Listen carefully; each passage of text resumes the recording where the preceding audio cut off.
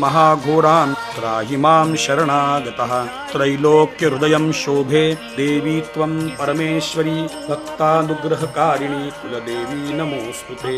महादेव प्रियंकरी बालानां हितकारिणी कुलवृद्धिकरी माता त्राहि मां शरणागतम् शिदग्निमण्डलसम्भूता राज्यवैभवकारिणी प्रकटितां सुरेशानि वन्दे त्वां कुलगौरवां त्वदीये कुले जातः